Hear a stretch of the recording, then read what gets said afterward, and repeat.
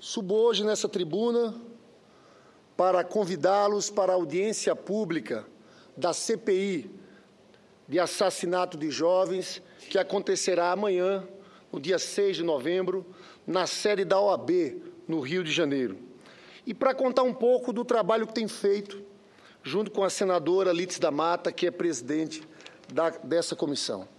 No meu papel como relator da CPI do assassinato de jovens, tive o privilégio de me reunir nos últimos meses com diversos atores de organizações da sociedade civil, de movimentos estudantis, grupos de defesa da criança e adolescente, gestores públicos, representantes de organismos internacionais, profissionais, juristas, acadêmicos, para discutir essa triste realidade do nosso país.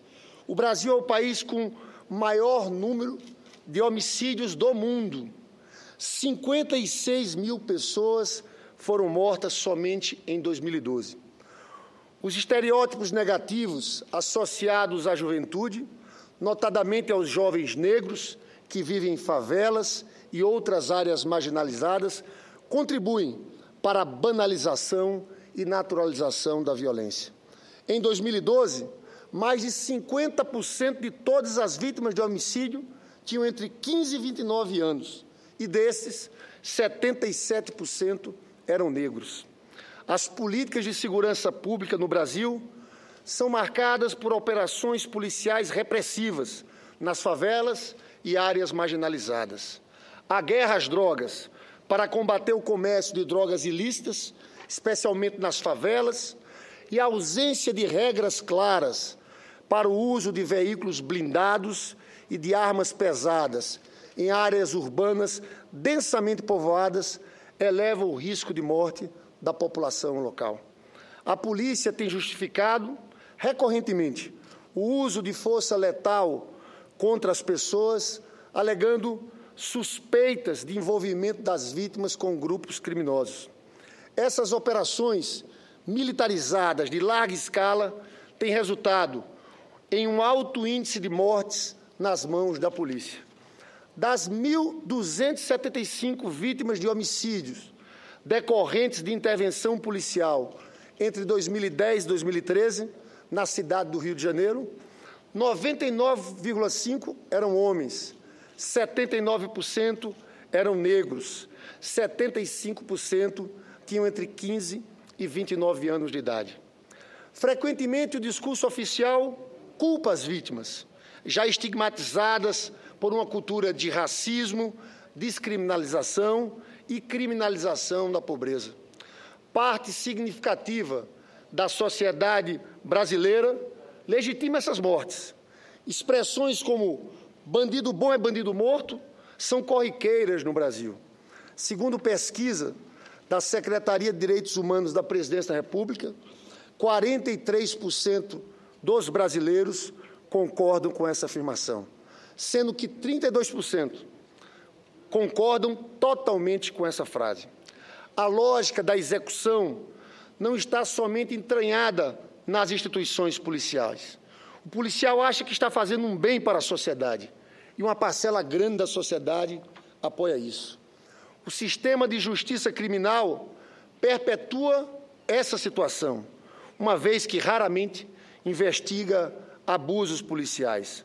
Ao descrever todas as mortes pela polícia em serviço como resultado de um confronto, as autoridades culpam a vítima por sua própria morte.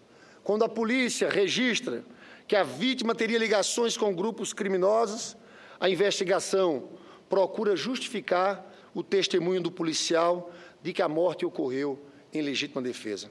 Em um período de 10 anos, entre 2005 e 2014, foram registrados cerca de 8.500 casos de homicídios decorrentes da intervenção policial no estado do Rio de Janeiro, 5.100 casos apenas na capital.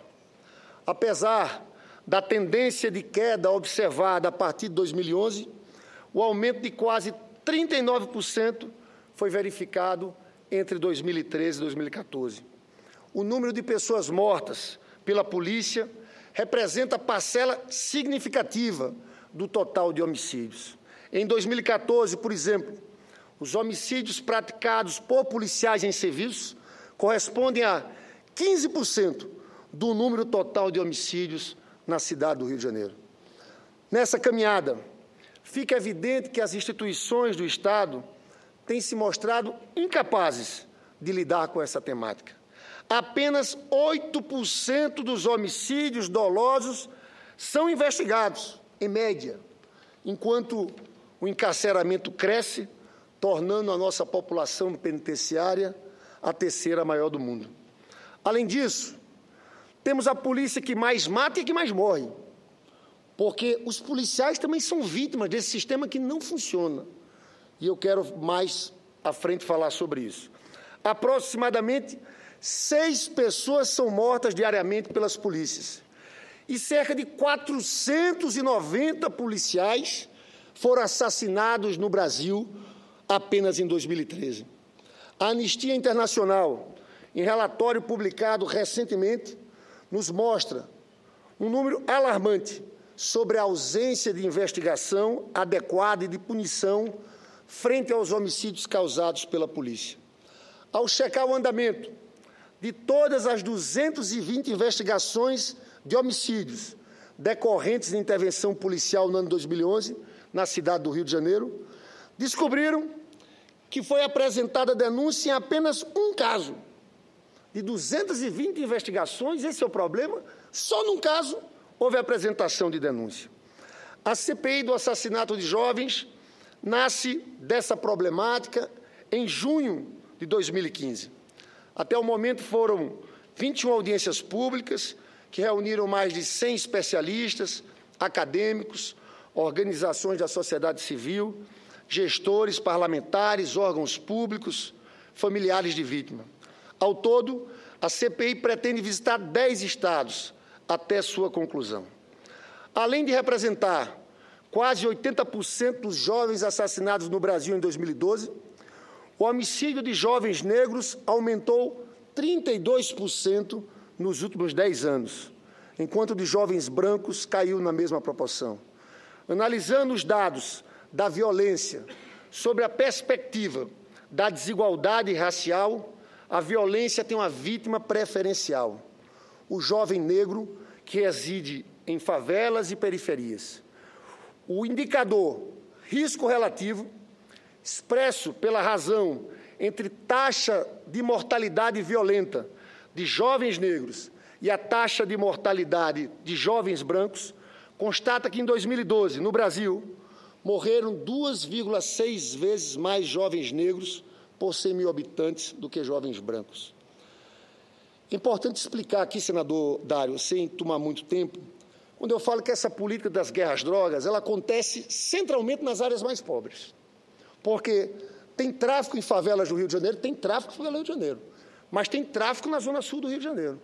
Só que na favela do Rio de Janeiro você entra, às vezes, com o caveirão. O que é um caveirão? É uma estrutura, como se fosse um tanque blindado, em que os policiais ficam lá dentro, apenas com... Você dá para colocar só o fuzil, ele está protegido por uma estrutura blindada. E ele entra nas favelas desse jeito. O resultado é que morre muita gente inocente, que fica lá no meio do tiroteio. Morre muita gente inocente. Agora eu pergunto, esse caveirão entra, por exemplo, na Zona Sul? Não. É uma política diferente. Quem sofre mais é quem vive nessas áreas mais pobres. É essa juventude negra que é mais perseguida. E eu dou um outro exemplo para vocês, que vocês acompanharam recentemente o episódio dos arrastões no Rio de Janeiro. Há um mês atrás teve o primeiro arrastão, e teve uma reação de parte de moradores da Zona Sul do Rio de Janeiro. Teve um grupo que se diziam de justiceiros, de pessoas que estavam na academia, que desceram a Copacabana e pararam vários ônibus que iam em direção à Zona Norte. O trágico dessa história toda, senador Dário, é que pararam um ônibus em que esse ônibus, as pessoas que estavam lá não tinham vindo da praia, não tinham participado do arrastão. E o interessante é que entraram no ônibus e viram um jovem negro. Olha lá, esse garoto pulou pela janela e foi barbaramente agredido. Ele não estava na praia, não participou de arrastão. Mas quando entraram, O jovem negro ali era o suspeito e ele apanhou, foi agredido. E o mais grave depois desse episódio todo é que, infelizmente, o governador Leonel Brizola, quando era governador, ele colocou ônibus diretos da Zona Norte, da Zona Oeste, para as praias do Rio de Janeiro. Porque tinha antes toda uma política de tentar impedir que o povo chegasse à praia. E o triste é estar vendo no Rio de Janeiro, nesse momento, uma regressão. Sabe o que está acontecendo, senador Dário? Estão modificando as linhas de transporte público para impedir que os ônibus, no final de semana, os ônibus que saem da Zona Norte, Zona Oeste, cheguem diretamente na praia. Tem uma alteração de centenas de linhas. Eu pergunto, que cidade democrática é essa? Você está segregando. Você está tentando impedir deliberadamente que um jovem da Zona Norte, morador de favela, chegue à praia como se ele fosse um criminoso. Teve até abordagem de ônibus antes, com prisão de jovens que foram levados a delegacias sem praticar nenhum ato. Tentaram construir uma lógica de um ato preventivo. Você veja que espírito segregacionista, que política higienista é essa. Mas, concluindo, de maneira paradoxal, o período em que houve o crescimento de 148% do número de homicídios no país, de 1980 a 2012, corresponde justamente ao período da Revolução Democrática Brasileira. Isso significa que a dimensão da segurança pública foi deixada de lado no processo de transição para a democracia. O modelo vigente ainda é o do período da ditadura.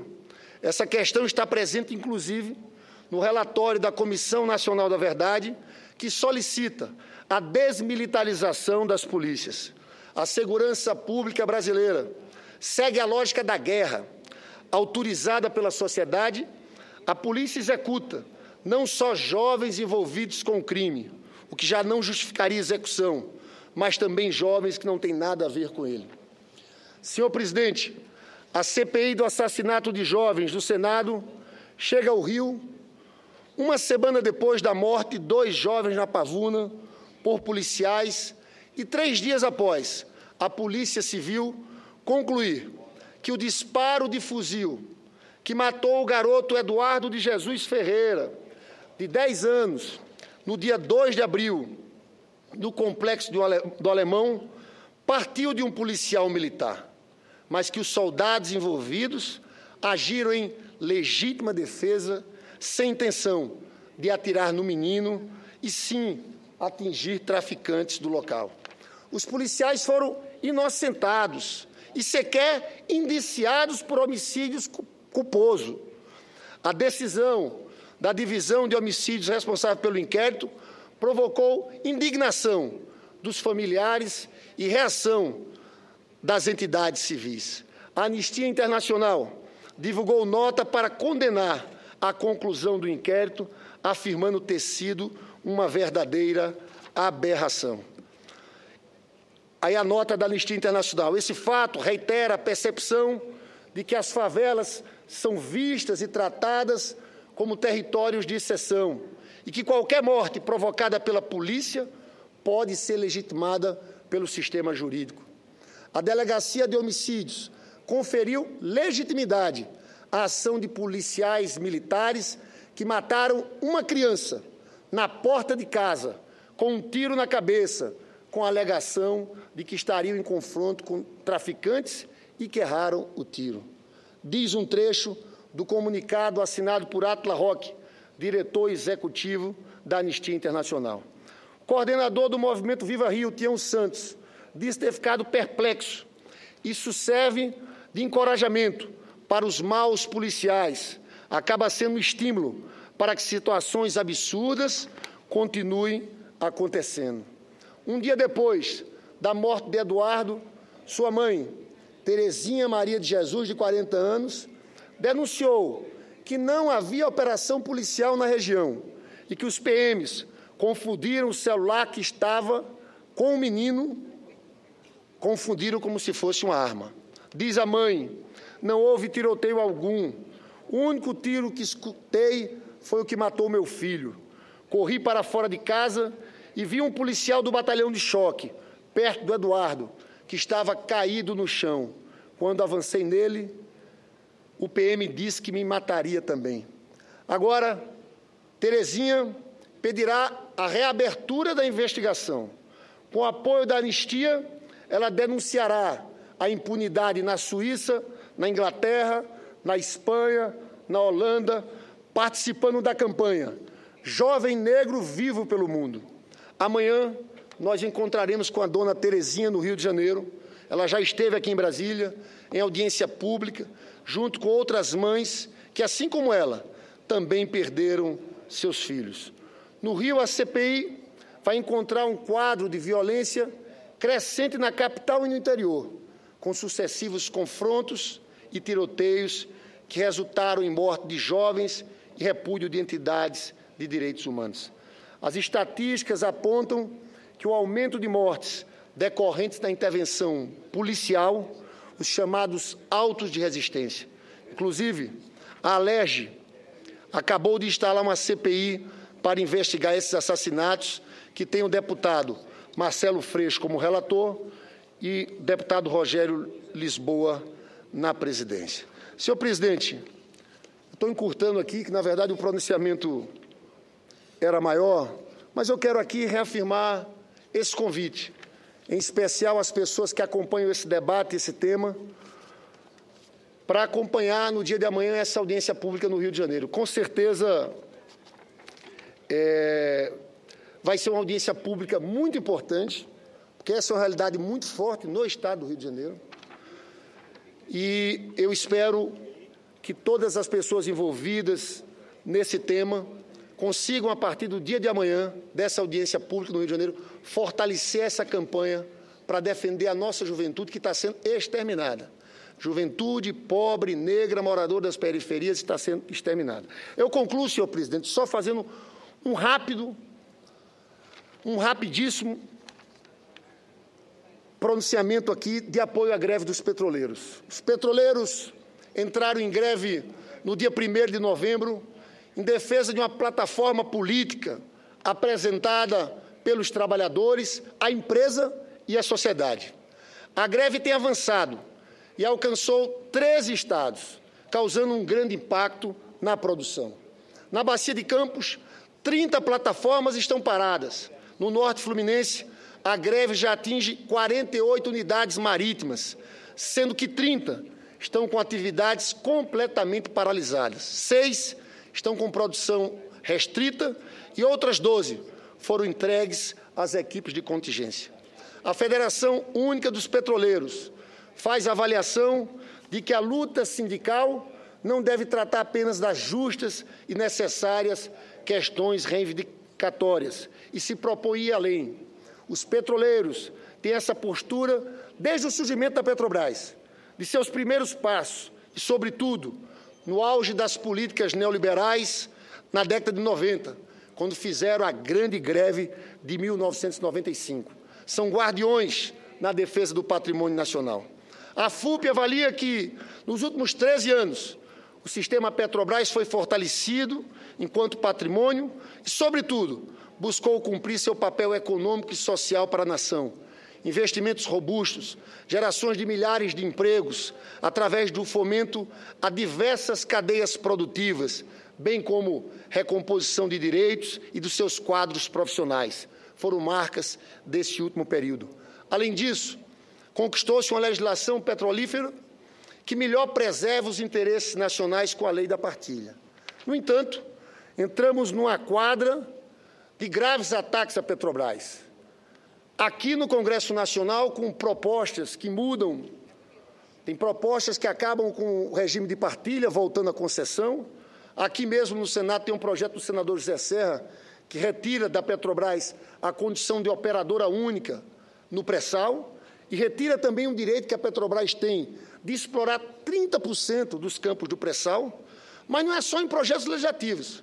Há uma mudança de concepção dessa nova diretoria da empresa, que apresentou um novo plano de negócios de 2015 a 2019, e esse plano de negócios está construído em cima de desinvestimento, fragmentação e privatização de setores do sistema Petrobras.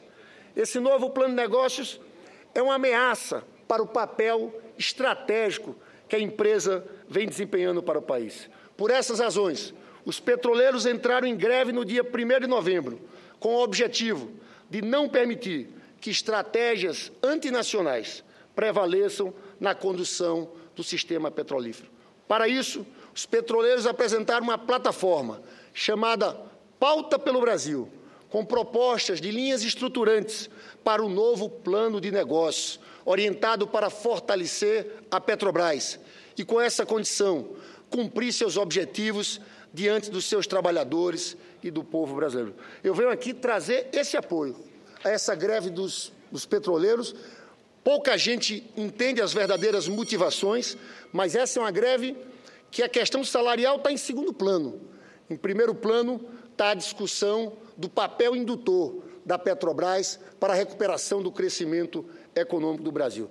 Toda força aos petroleiros que estão lutando nesse momento no país. Muito obrigado, senhor presidente.